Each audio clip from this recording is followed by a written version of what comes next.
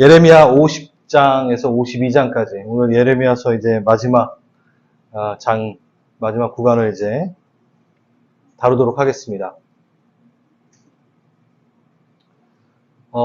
이 표가 이제 마지막으로 쓰일 텐데 지금 50장에서부터 51장까지 그리고 52장까지 칸이 좀 나눠져 있죠. 열국에 대한 예언, 그 다음에 52장이 후기라고 되어 있는데 부록과 같이 나오는 부분입니다.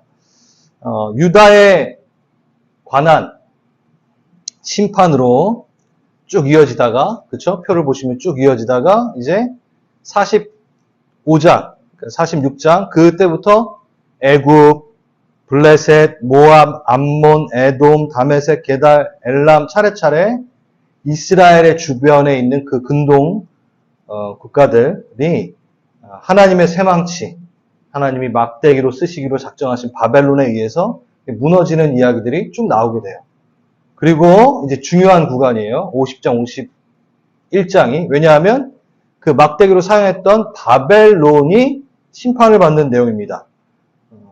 참 아이러니하죠? 그 몽둥이로 사용되었던 바벨론이 이제 또 하나님의 심판 앞에 놓입니다. 50장, 51장 두 장에 걸쳐서 바벨론의 심판이 나오지만 어떻게 보면 45장부터 이 49장까지의 내용과 분량이 비슷해요. 여러 나라를 다룬 것과 바벨론의 심판을 다룬 것이 분량이 비슷할 정도로, 그러니까 아무튼 바벨론의 이 심판은 좀 중요한 내용이겠죠. 이 내용 안에는 하나님의 심판의 이유 그리고 그 목적이 분명히 다루어집니다. 그러니까 하나님의 심판이 결정이 아무렇게나 쉽게 이루어진 게 아니라 또 이랬다 저랬다 그러신 게 아니라 마음 가는 대로 이루어지는 게 아니라 정하심, 하나님의 방법, 명확하신 그 방법대로 이루어진다. 근데 그 이루어짐이 이스라엘을 편애하시고 그런 게 아니라 똑같이 적용되어지는 이 부분은 아마 몇 주 전에 다뤘던 부분인 것 같고요. 한번 볼까요? 50장 1절에서 3절입니다. 바벨론과 갈대아 사람 땅에게 하신 말씀이라. 바벨론에 대한 심판의 이유가 여기 나와 있어요. 2절에 보면 바벨론이 함락되고 벨이 수치를 당하며 무로닥이 부스러지며 그 신상들은 수치를 당하며 우상들은 부러진다 하라. 딱 나오죠? 뭐 때문에? 우상 숭배 때문에 바벨론도 망하게 됩니다. 심판을 받게 됩니다. 벨, 이게 바알이죠. 이게 줄임말이죠. 벨이. 무로닥은 바벨론 성읍의 수호신. 그리고 50장뿐만이 아니라 51장에서도 동일하게 이 우상 숭배로 인해서 바벨론이 망한다라고 얘기가 나와요. 그러면서 3절에 보시면 이는 한 나라가 북쪽에서 나와서 그를 쳐서 이제 바벨론도 또다시 세워진 하나님의 몽둥이를 통하여 바벨론이 망합니다. 그게 메대와 연합한 페르시아 제국을 뜻하는 거죠. 자, 29절로 바로 넘어갈게요. 그가 이스라엘의 거룩한 자 여호와를 향하여 교만하였음이니라. 31절 교만한 자 보라. 두 번째 나옵니다. 바벨론이 멸망케 되는, 심판받게 되는 것은 첫 번째 우상 숭배, 또 이제 교만에 대한 부분이죠. 하나님의 몽둥이일 뿐인데 교만하여서 자신의 힘으로 문 나라들을 정복했다라고 생각하고 있는 거죠. 그거에 대해서 말하고 있습니다. 그러니까 바벨론의 심판의 이유는 뭐다? 우상 숭배와 교만이다. 이건 똑같이 이스라엘 백성들에게도 적용되었던, 그러니까 그 이유가 바뀌진 않아요. 자, 그러면서 한번 볼까요? 51장, 저희가 50장, 51장 말 이렇게 넘어가면서 좀 보겠습니다. 51장, 52절, 53절 보면요. 그 우상들을 벌할 것이라. 그 우상 숭배로 인해서 심판받는 건 나오고, 바로 53절에 바벨론이 하늘까지 솟아오른다 하자. 높은 곳에 있는 피난처를 요새로 삼더라. 또 멸망시킬 자가 내게로부터 임하리라. 바벨론의 우상 숭배로 벌할 것을 얘기하면서 더불어 뭐가 나오죠 지금? 거대한 건축물에 대한 비유가 나오고 있죠. 이게 뭐냐면 바벨탑의 근원지인 이 바벨 대해서 바벨탑의 그 죄악, 동일한 것들을 이야기하고 있는 거죠. 교만이죠. 자신의 이름을 내고자 했던 교만을 언급합니다. 신약에 와서도 바벨은 항상 하나님을 대적하여 높아진 사탄의 세력을 상징하는 것으로 계속 언급이 되죠. 우상숭배와 교만. 그래서 하나님은 북쪽에서 나오는 이 나라에게 이 우상숭배와 교만함을 치라라고 명하게 되시는 겁니다. 볼까요? 올라가서 무라다임의 땅을 치며 그곳의 주민을 쳐서 진멸하되, 무라다임은 바벨론에 흐르는 두강, 여러분 유프라테스, 티그리스강 많이 들어보셨죠? 그 합쳐지는 곳이 바로 무라다임인데 이 지명 이름 자체가 두 배의 반역, 반역의 반역. 그러니까 우상숭배와 교만을 난 심판하겠다라는 언어적 유의, 예언서에 나오는 언어적 유의가 많이 이야기되었었는데 그것입니다. 그곳 심판하겠다. 그리고 아주 중요한 부분이 여기 하나 나옵니다. 바벨론의 심판에 있어서 결정적인 이유의 또 하나의 힌트. 그것이 바로 너희가 명한 대로 다 하라. 우상숭배와 교만은 앞에서 저희가 지속적으로 다뤄왔기 때문에 오늘은 좀 이 부분을 다루고 싶어요. 그러니까 북쪽 나라에게 바벨론을 칠 때 어떻게? 너희는 명한 대로만 해라. 그러니까 내가 명한 대로 심판을 해라 라는 얘기죠. 그러니까 하나님의 계획이 있고 방법이 있고 정한 기한이 있고 정하심이 있다라는 거예요. 그 안에서 바벨론을 심판하라 라고 얘기한 거죠. 이 얘기는 뭐냐면 바벨론은 그 하나님의 방법과 기한과 정함대로 하지 않고 교만하고 조금 다른 건데 자신의 방법대로 움직인 거죠. 그것이 바로 이 바벨론이 심판을 받게 되는 큰 이유 중에 또 하나입니다. 바벨론은 하나님의 정하신 것을 넘어서서 이제 까분 거죠. 한마디로 말해서. 그래서 더 나아가 온 세상을 정복시키려는 야망을 드러내는 것이죠. 그러니까 하나님이 정하신 건 너 여기까지인데 여기까지 쓰이고 끝인데 몽둥이로 여기까지만 쓰는 건데 더 넘어선 거예요. 교만해요. 그래서 하나님의 방법을 무시하고 그게 50장 23절, 51장 7절, 25절에 계속 반복돼서 나옵니다. 그래서 50장과 51장에서 말하는 건 큰 주제는요. 우상숭배, 교만 이거보다는 하나님의 명한 대로, 하나님의 계획대로 하지 않은 자의 모습을 계속해서 보여주고 있는 거죠. 첫 번째, 하나님의 명한 대로, 방식대로 해라라는 뜻을 품고 있습니다. 그러니까 하나님의 심판의 도구 몽둥이로서의 역할을 하되 하나님의 법을 준수해야 되는 그 원칙을 어기면 안 된다는. 그러니까 하나님의 허용 범위, 하나님의 정한 범위를 결코 넘어서면 안 된다. 이것은 우리에게 이 시대에 우리에게도 적용을 한다면 예를 든다면 이런 거죠. 지금 현대 전쟁에도 세상에서 정한 어떤 범위가 있어요. 제한된 범위가 있잖아요. 제네바 협약. 그러니까 민간인에게 대한 부당한 희생이 없도록 협약을 맺는. 그리고 적십자 표식. 적십자. 맞죠? 적십자 표식. 그 보호하는 것. 무력 충돌 상황에서도 부상병들을 보호하는 어떤 이런 것들은 어떻게죠? 그 전쟁 상황 가운데서도 방법이 있고 룰이 있다라는 거예요. 그러니까 세상도 그런 룰이 있어요. 꼭 전쟁이 아니어도 세상에서 통용되는 방식이 있죠. 그게 뭐죠? 물질 만능주의. 부인은 하나, 물질 만능주의가 이 세상이 돌아가는 방식이죠. 결과지상주의. 이게 세상이 부인은 하나, 그대로 움직이고 있고 세상의 방식이죠. 이런 방식이 있듯 하늘의 방식이 따로 있다는 거예요. 그러니까 하나님의 방식이 따로 있다는 겁니다. 하나님이 정한 방식, 영적 세계의 정하신 방식, 영적 전쟁의 정하신 방식. 우리가 적용해야 되는 건 이런 거죠. 그러니까 하나님은 정복하고 힘을 과시하고 유능하고 다른 나라에 비해 본다면 바벨론은 지금요 엄청난 유능한 거예요. 성공한 거예요. 눈에 보이는 결과를 드러낸 거예요. 근데 그건 하나님 앞에 중요하지 않아. 더 중요한 것은 하나님의 방법대로 했냐 안 했냐에 대한 얘기를 지금 하는 거예요. 성경은. 세상은 어느 것에 거리낌이 없는, 어느 것에도 거리낌이 없는 일들이 있어요. 이게 어떻게 죄가 돼? 이 정도 갖고 뭐가 죄가 돼? 그런데 하나님 앞에 섰을 때만 발견되는 죄가 있다라는 거예요.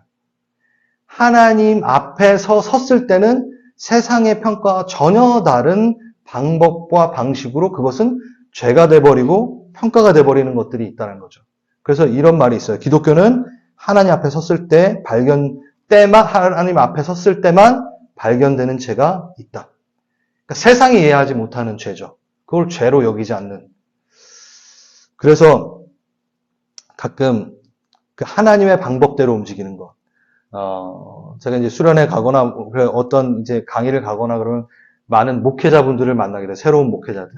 그러면 같이 예전에 함께 이렇게 시절을 보냈던 한국에서 사역을 할 때 시절을 보냈던 아니면 선교단체에서 시절을 보냈던 그런 분들과 많이 얘기를 해요. 그러면 이런저런 얘기하다가 자기 방식대로 사역하다가 망하는 꼴을 보는 많은 선배들이라든가 주변의 동료 사역자들에 대해서 안타까워하며 얘기할 때가 있어요. 그 어떻게 보면 가십으로 흘러갈 수 있는데 그 중간에 우리가 항상 이렇게 이야기하죠. 우리나 잘하자. 뭐 이렇게 얘기가 되죠. 이게 뭐냐면 법대로 경주하지 않을 가능성이 우리 크리스천 안에서 다분하다라는 거예요. 그 열매의 크기. 이건 목회자로서 적용하는 거예요. 여러분도 한번 적용해 보세요. 열매의 크기. 얼마나 성장했냐. 그 방식으로 우리는 하나님께 평가받을 거라고 생각하는데 아니야. 하나님은 너가 그거 상관없이 내 법대로 경주했냐. 교회 사이즈, 유명세, 유능함보다 정결이다. 라는 거를 항상 말씀하시죠. 근데 생각보다 뒤로 가면 뒤로 갈수록 선배들 우리도 조심해야 된다고 항상 얘기하지만 이후에 넘어지는 분들을 너무 많이 본다는 거죠. 그래서 남은 목회 기간 동안 주님 영광에 먹칠하지 말고 순결하게 끝까지 잘 가자. 뭐 이런 식으로 얘기하면서 이제 얘기를 마무리하는 걸 제가 이 말씀을 준비해서 생각이 나더라고요. 그리스도의 신부는요, 신랑 되시는 그분을 기다리는 삶은요, 어떤 사이즈에 있지 않아요. 창기와 신부의 차이가 뭐죠? 더 많은 것들 열매를 맺었고 아니면 재물을 모았고 그런 거 아니잖아요. 정결한가 아닌가에 대한 분명한 판가름이잖아요. 그래서 하나님의 방법대로 우리는 살아야 되는 것, 하나님이 정하신 방법대로 사는 것.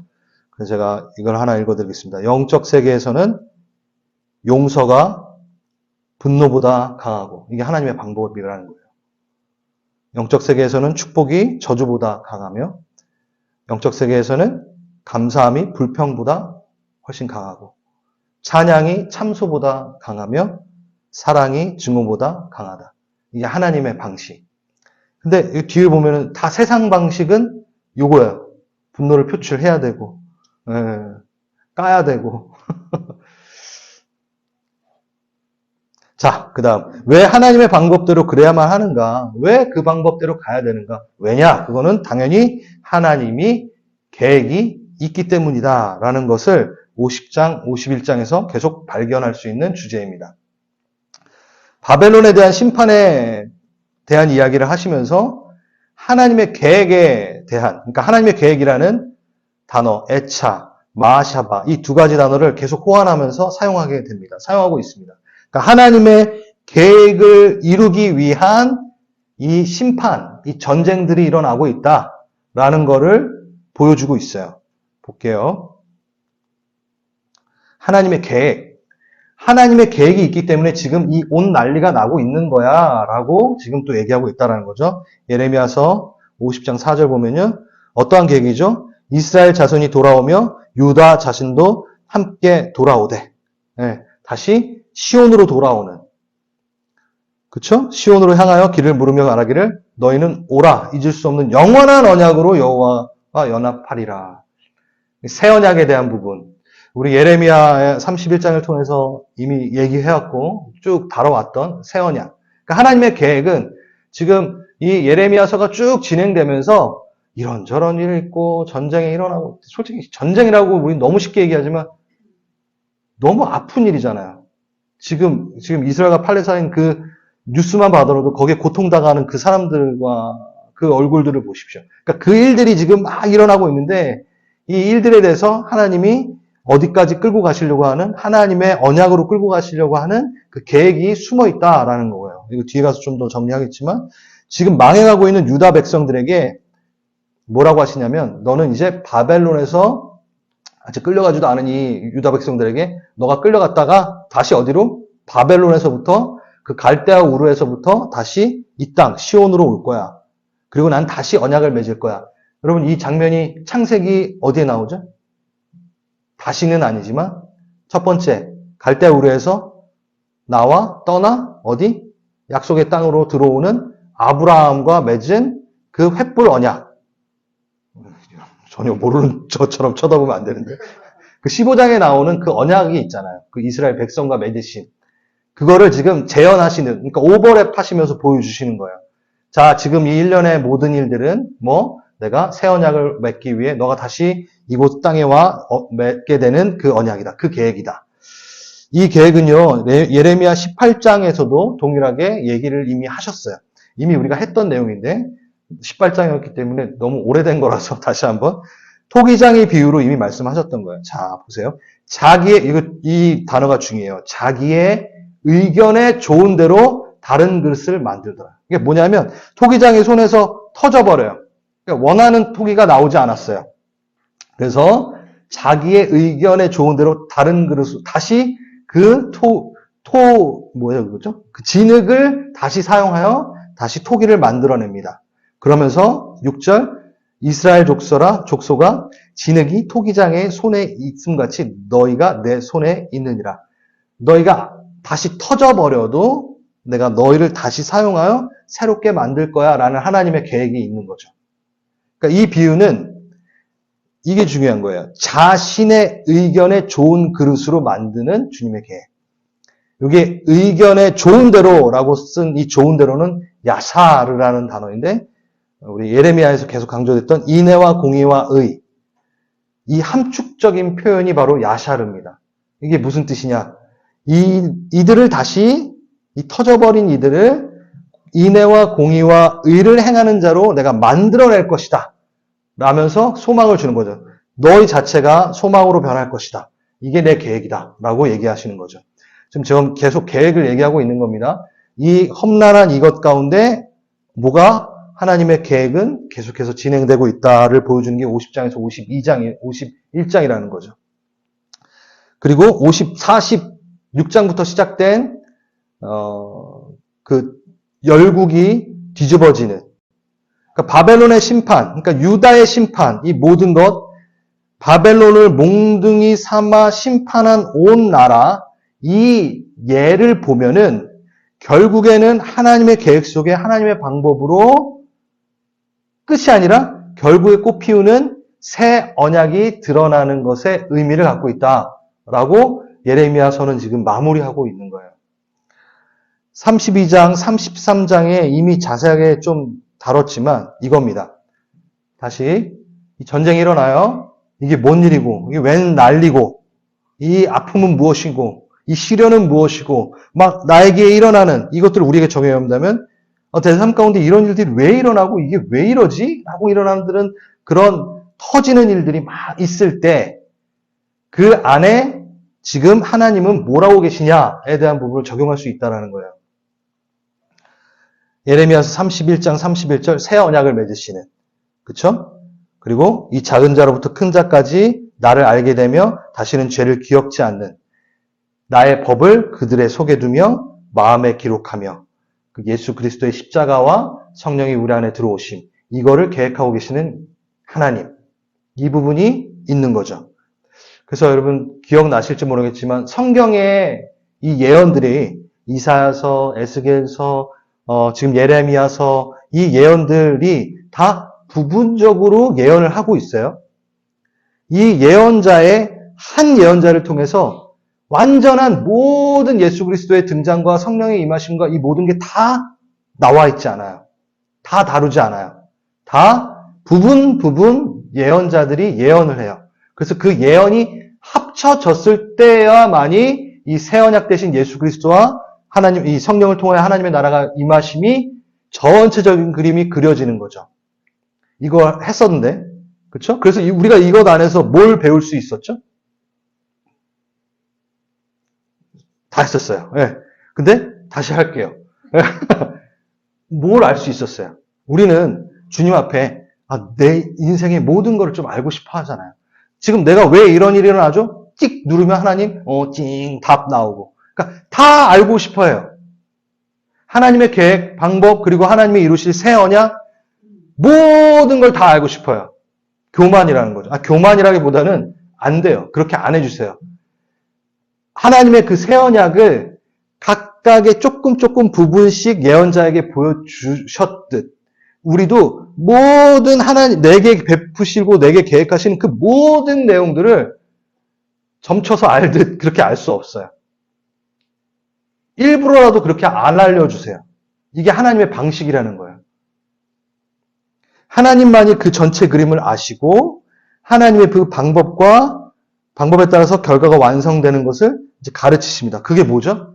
우리가 그 현상에 대해 집중하지 말고 마지막 이 예레미야에서 말했던 이 모든 언약들, 이사야서, 예레미야, 다니엘, 모든 선지자를 통하여 딱 깔때기처럼 모아져 있는 마지막 누구?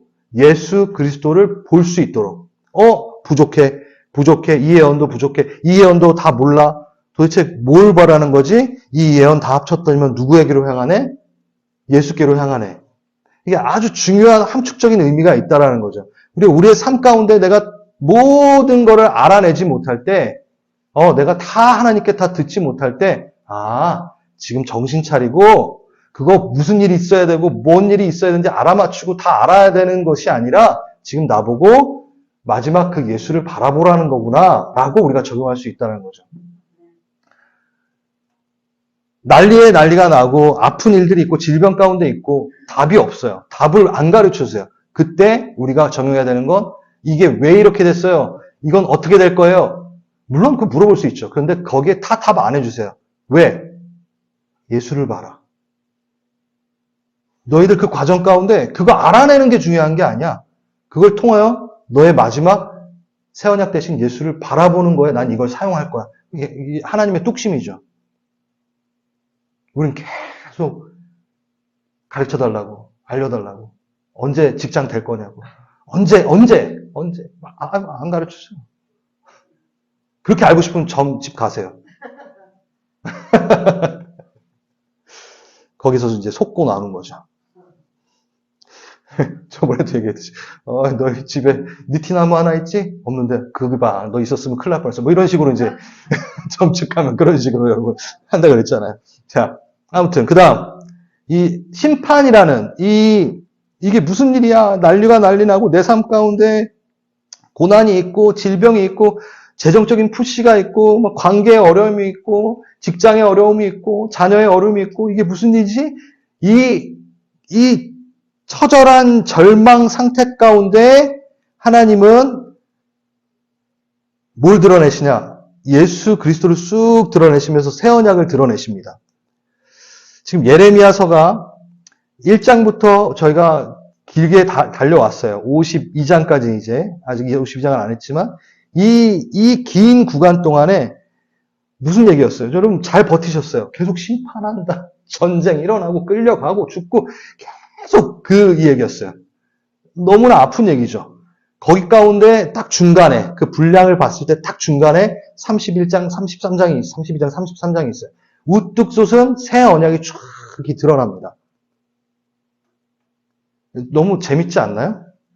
이 아픈 우리의 현실의 이 상황 가운데 우뚝 솟은 봉우리처럼 짠따단 하면서 새 언약이 쫙 드러나요. 아니, 그냥 좀 평안할 때 하나님의 새 언약을 가르쳐주시면 안 되나?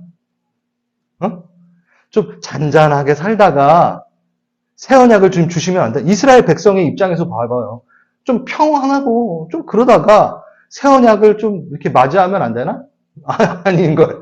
그 처절한 그 삶 가운데 거기에 눈물의 선지자가 계속 정말 끊임없이 울면서 얘기하잖아요. 심판이 있고 돌아오고 너 포로로 잡힐 거고 이 상황 가운데 하나님의 새 언약을 쫙 중간 정중앙에다 딱 배치시킵니다. 그건 뭐냐? 너희가 이 치명적인 상태까지 와야 그나마 새 언약을 볼 수 있는 존재다라는 걸 우리에게 말해주는 거예요. 결코 우리를 괴롭게 하시려고 약 올리시려고 그러는 게 아니라 치명적인 상태. 우리가 잘 풀리고, 잘 나고, 막 플렉스하고, 막 이러고 다닐 때 하나님 안 보잖아요. 그때 아무리 세언약 막 얘기해요. 예수가 너의 생명이야, 생명이야, 소명이야. 안 들어요. 못 들어요. 발견을 못 해요. 그러니까 하나님은 어떻게 해요? 내 수준의 것밖에 보지 못하는, 이게 행복이지, 이게 신앙의 삶이지라고 착각하고 있는 우리에게 하나님을 보여주기 위해서, 새 언약 예수 그리스도를 보여주기 위해서 그 처절한 상태에서 예수 그리스도를 드러나게끔 하는 방법을 취하시는 거죠.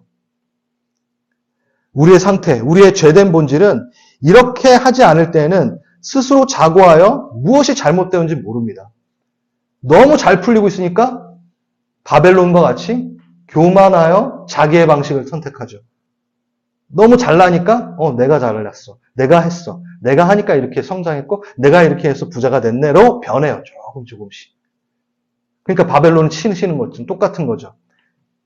본질을 보지 못하게 하는 그것에 대해서 하나님께서 정리하시고 정말 봐야 되는 예수 그리스도를 인식하게끔. 그 무엇보다 나의 강팍함, 하나님을 떠난 죄로 인해서 멸망당하고 포로되는 나는 오직 예수로만이 살 수 있다라는 걸 또 보여주기 위해서 그 가운데 새 언약을 선포하시고 배치하신 겁니다. 그래서 크고 은밀한 일을 너에게 보이리라. 그러니까 진짜 뜻을 널 발견하려면 기도하고 무릎 꿇고 내 앞에 나와 그 기도의 과정을 거쳐서 나를 봐야지만이 너는 정신 차릴 수 있는 존재야를 지금 예레미야서는 얘기하고 있고 오늘의 우리에게 얘기하고 있는 거죠. 불편하십니까? 아니에요. 우리 그래요. 그런 사람이에요. 그래서 오늘은 이것을 들어야 되는 거죠. 이 들을 수 있는 마음과 귀가 있는 게 참 은혜죠. 그렇죠? 그 다음 이 부분은 제가 조금 이렇게 첨부해서 넣었는데 심판에 사용되는 전쟁들, 이 난리, 이 전쟁들은 새로운 창조 질서의 확립, 그러니까 하나님 나라의 통치가 온전히 시행되기 위한 것에 사용이 됩니다. 예레미야 얘기가 지금 심판받고 계속 전쟁 있고 막 잡혀가고 막 이런 얘기가 있잖아요. 죽고 막. 여러분, 이 구약을 보면 전쟁 얘기가 정말 많아요. 그렇죠? 네? 지금 우리가 가깝게 이걸 보고 있기 때문에 좀 더 가깝게 다가올 수 있는 것 같아요. 이 전쟁들, 이 심판이라는 이 심판에 사용되는 이 전쟁들을 사용하셔서 하나님의 온전한 일들을 시행하시는 방법, 이거에 대해서 좀 제가 얘기를 하고 싶습니다. 봅시다. 아까 우리가 읽었던 건데 유다 자손이 함께 돌아오고 영원한 언약 가운데 연합되리라. 이러한 난리. 그러니까 심판과 구원은 함께 가게 된다라는 걸 보여주죠. 어딘가의 심판은 또 어딘가의 구원의 서곡, 도입부 음악처럼 사용된다라고 얘기하는 거예요. 이거 재밌어요. 제가 전쟁사 강의에 나온 거를 조금 이렇게 들었는데 이게 지금 이스라엘과 팔레스타인이 뭐 상황이 나오기 훨씬 전, 한 4년 전에 그 안경 끼고 어떤 전쟁사 강의하시는 그분이 했던 거더라고요. 근데 이게 저는 여기에서 되게 많은 걸 얻어냈어요. 보십시오. 자, 우리나라만 예를 들어도 먼저 러일 전쟁에서 러시아가 지면서 그 힘의 여파로 조선은 일본의 식민지가 됩니다. 러일 전쟁을 통해서 일본이 더 크게 이루어지고 큰 힘을 갖게 되고 그러면서 이어져서 세계 2차 대전 전쟁 얘기하니까 재미없었는데 자매님들 독일과 일본이 전쟁을 일으켜서 이제 전쟁이 되죠. 근데 전쟁을 일으켰던 이들이 전쟁으로 또 심판을 당하게 되는 일들입니다. 그 소용돌이 속에서 정말 말하고 싶은 건 이 태평양 전쟁 이후 일본의 패망을 통해 해방을 이룬 나라가 있어요. 그 나라가 어느 나라죠? 우리나라죠. 자, 그럼 잘 보세요.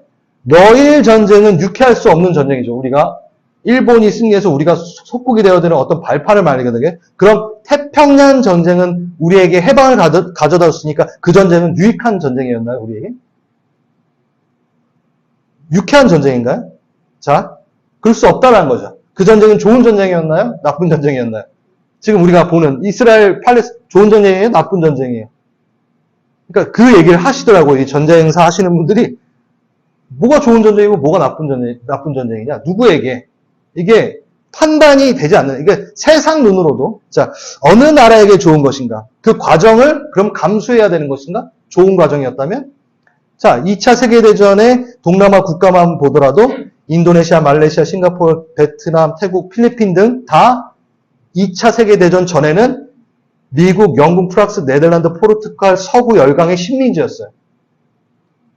그러다 태평양 전쟁이 일어나면서 일본의 지배를 받게 되는 일본의 식민지가 돼버린 거예요. 우리나라까지.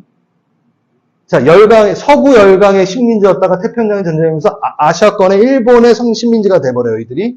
그리고 일본이 패망하면서 지금 말했던 국가가 다 독립을 합니다. 그럼 오히려 일본이 전쟁을 일으켜 주는 게 고마운 거 아니에요? 그러니까 좀 웃기죠? 이게 표현이 변할 방법이 없네. 이때 성경의 예언대로 이스라엘도 그 땅으로 귀환하는 때가 바로 이때입니다. 자, 제가 말하고 싶은 건 세속사라고 하죠. 인간 역사론으로 봐도 전쟁이라는 것은 우리나라 입장으로 보면 뭐 좋다 나쁘다 뭐 좀 가릴 수 있겠지만 전쟁 자체는 좋다 나쁘다의 관점을 가질 수 없는 명확한 기준이 전혀 없다라는 거죠. 거기에서 저는 힌트를 넣으면서 그래, 구속사적으로 봐야 되는 거야. 제가 저번에도 얘기했지만 우리가 어떠한 것들, 이 땅의 현상과 이런 심판의 어떤 이 전쟁을 통하여 이루어지는 모든 일들은 구속사적 관점으로 우리는 풀이해야 되고 그것을 보고 기도해야 되는 부분이 우리의 입장이야 라는 생각이 들더라고요. 지금도 자, 이겁니다. 구원사적으로 본다라는 건 뭐냐면 이 사건들을 통해서도 하나님은 여전히 일하신다라는 건 분명하다. 너무나 악한 죄악의 끝, 특정 지도자들의 이기심과 교만, 정욕, 폭력, 살인이 집결되어 있는 전쟁. 이 전쟁 가운데서도, 이 악 가운데서도, 인간의 악의 끝의 그 전쟁 가운데서도 하나님은 선을 이루어 가시기를 쉬지 않으시는 분이시다. 라는 것을 우리는 갖고 있어야 된다는 거죠. 이것이 전쟁을 바라보는 우리의 관점이라는 거죠. 그게 바로 이 예레미야서를 읽으면, 이 예레미야서 뒤쪽을 보면서 돌출될 수 있는 거예요. 지금 이곳저곳에 전쟁을 하고 있어요. 여전히 끊임없이 작은 전쟁을 해온 나라들이 있고 민족들이 있어요. 아프리카 소수민족은 우리가 미디어로 보질 않았지 계속 전쟁하고 있고 전쟁을 하고 있어요. 그리고 여전히 지금도 전쟁을 준비하는 나라들도 있겠죠. 이 악이 집약된 전쟁 안에서 또 다른 악은 심판을 받게 돼요. 일본이 패망하게 되고 그러면서 악으로 심판을 또 그 나라가 또 심판을 받게 되고 그런데 그 가운데서 항상 하나님은 선의 씨앗을 심으십니다. 이스라엘을 심고 우리나라를 해방시키시고 뭐 이런 내용들인 거죠. 바로 이것이 심판에 사용되는 이 전쟁들이 바로 새로운 하나님의 나라 통치를 보여주기 위해 시행되는 것으로 사용된다라는 거죠. 좀 어렵나요? 어렵지 않죠? 그 예레미야서에 나오는 이 모든 이 일들이 이 인간사의 군상들, 그 심판과 전쟁, 이 모든 것들을 우리가 바라보는 것은 끝내 선으로 돌리셔서 하나님의 나라를 세우시고 싶어 하시는 하나님의 입장으로 봐야 된다라는 거죠. 저는 되게 중요한 부분이라고 생각을 했는데 여러분도 중요할 거라고 생각이 듭니다. 우리에게 있는 이 고난과 이 모든 이 상황들 가운데서 끝내 선을 이루시길 원하시는 그 하나님을 따라가는 아프고 힘들지만 그 소망을 갖고 가는 게 바로 우리의 자세라는 거죠. 그래서 52장은 이제 마지막입니다. 52장은 부록과 같은 부분으로 남겨집니다. 그러니까 여기서는 하나님이 정하셨다면 심판은 반드시 이루어지고 하나님이 정하셨다면 반드시 절망 가운데서도 회복은 이루어진다라는 거를 이제 결론처럼 이제 말하고 끝나는 거예요. 그게 뭐냐면 52장의 1절부터 11절까지는요. 유다가 무너지는 과정을 한 번에 이제 쫙 언급을 하는데 바벨론에 의해 꼭두가시로 세워진 시드기야 왕의 종말에 대해서 얘기를 해요. 두 눈 뽑히고 끌려가고, 그 눈앞에서 자기 아들과 고관들이 다 죽고 막 이런 것들이 1절에서 11절까지 다루어지고 12절에서 23절에는 바벨론 군대 장관이 예루살렘 성전과 왕국을 불사르고 성전의 기물을 약탈하고 백성들을 포로로 잡혀가는. 그러니까 한 번 더 반복하는 거예요. 그렇게 유다의 앞에 39장에서 다뤄졌던 것들을 한 번 반복해요. 그 다음에 24절, 30절에는 지금 52장 마지막 장 하는 겁니다. 기쁘시죠, 여러분? 예레미야 끝나가요? 그래서 24절, 30절에 보면은 뭐가 나오냐면 바벨론으로 포로로 끌려간 차례대로 이제 끌려간 백성들의 숫자가 나와요. 이게 갑자기 왜 나오지? 라는 건 이제 뒤에 나올 텐데. 그리고 나서 31절, 34절 이제 끝입니다. 이 31절, 34절은 내용이 이렇습니다. 여호야긴 그 왕이 바벨론 감옥에서 37년 동안 잡혀 있다가 풀려나요. 그리고 남은 평생 동안 그래도 대접을 받고 살아요. 이 내용이 나와요. 봅시다. 여호야긴이 사로잡혀간 지 37년. 그쵸? 근데 여호야긴 왕의 머리를 들어 주었고 감옥에서 풀어줬대요. 예. 다시 회복시켜줬다는 거예요. 지위를. 그리고 바벨론에 있는 왕들 자리보다 높이고, 그러니까 잡혀온 그 왕들 중에서도 가장 높은 자리를 줬고, 죄수의 의복으로 갈아입히고, 왕 옆에서 먹게 하고, 그리고 날마다 쓸 것을 바벨론에게 받는 정량이 있었고, 죽는 날까지 종신토록 받았더라. 그러니까 평생 동안 태접받고 죽었다? 뭐 이 얘기예요. 이게 뭐지? 근데 이게 뭐냐면, 지금 예레미야서는 회복의 때를 예언하고 끝나고 싶은 거예요. 이제 왜냐면 이건 예언서기 때문에 아직 이루어지지 않았잖아요. 그쵸? 이루어진 일들이 아닌데, 이 이야기를 집어넣음으로 곧 이제 너희는 회복이 될 거야. 라는 희망과 소망을 집어넣으면서 암시하며 새 언약이 실현될 거다라는 것을 암시하며 끝을 냈습니다. 그런데 제가 좀 이따 말씀드리겠다 했던 24절, 30절에 뭐가 나왔나요? 뭐가 나왔죠? 이스라엘 백성들 중에, 유다 백성들 중에 바벨론으로 끌려간 포로들의 숫자가 나온다고 했잖아요. 자, 이건 뭐냐? 유다에 남아있는 자들로 아니면 애굽으로 도망갔던 자들로 여러분 예레미야서 계속 같이 들었다면 바벨론에 항복하여 글로 가라라고 하나님이 계속 예레미야를 통해 말했는데 안 그러고 남고 애굽으로 도망가고 이랬던 사람들을 통해 다시 새 언약이 이루어질 것이 아니라 포로로 잡혀간 하나님의 명대로 따라간 자들 그들을 통하여 예언이 성취될 것이다 라는 것을 전조하며 말하는 겁니다. 그래서 그래요. 오늘 예레미야 이제 정리하기 때문에 정리라기보다는 정리는 제가 예레미야 애가 하고 또 이제 나중에 정리를 할 텐데 그러면서 이제 마지막에 이 52장은 뭔 말하냐? 참된 신앙은 무엇을 바탕으로 세워져야 되는가? 50장과 51장, 52장은 그걸 얘기하고 있습니다. 하나님의 언약, 말씀 위에 하나님이 계획하신 그리고 하나님이 정하신 범위대로 그 방법대로 우리의 신앙은 그 위에 세워져야 된다. 내 방법대로도 아니고 또 전적으로 하나님의 은혜 위에 우리의 신앙은 세워지게 돼 있다. 라는 것을 말하고 마지막으로 이 얘기. 앞에서 이제 정리하겠습니다. 이제 우리 기도할 거예요. 그 처절한 암흑과 같은 이 상황 가운데서 버텨내잖아요. 유다 백성들, 포로로 잡혀간 이들, 그들이 뭘 보고 하나님의 방법대로, 이거는 세상 방법에 비하면 좀 너무 우둔한 것 같아. 라는 방법들, 그것들, 바벨론으로 포로로 끌려가는 그 방법? 아닌데 애굽하고 해가지고 이기면 될 것 같은데 막 그 얘기가 예레미야의 얘기잖아요. 하나님의 정하심, 하나님의 방법대로 가지 않는 모습들. 이 모습들? 근데 나는 그것을 버텨내는 사람들 중에 하나야. 그렇죠? 여러분 지금 버텨내고 있잖아요. 그 고난 가운데, 그 삶의 굴곡 가운데 하나님을 떠나지 않고 하나님의 방법대로 살려고 지금 노력하시는 분들이잖아요. 특히 이 수협에 나오시는 소중한 어린 양들이요.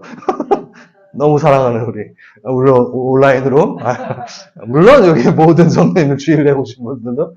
자, 이분들, 여러분들, 이 긴 시간 동안에 우린 뭘 해야 되냐까.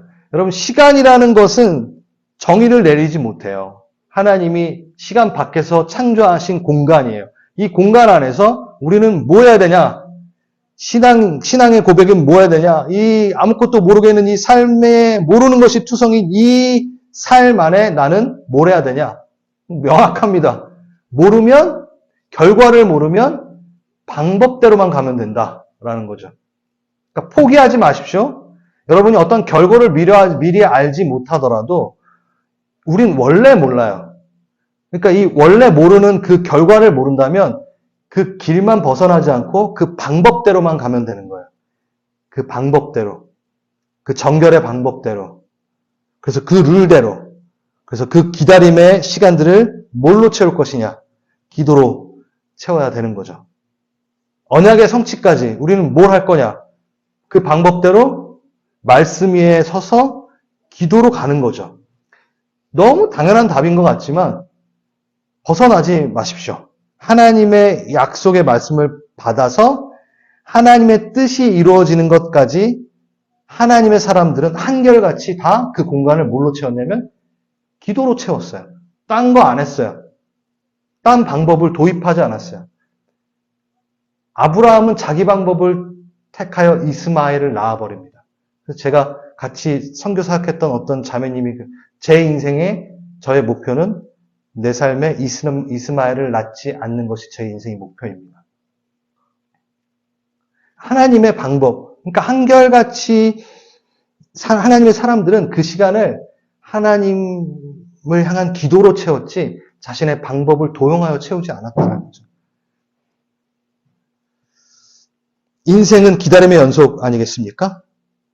그 기다림의 시간을 기도로 채워나가는 것이 바로 하나님의 방법이고 하나님의 원하십니다. 그게 바로 예레미야가 말하고 있는 눈물의 선지자가 계속해서 부탁하고 있는 이야기라는 것이죠.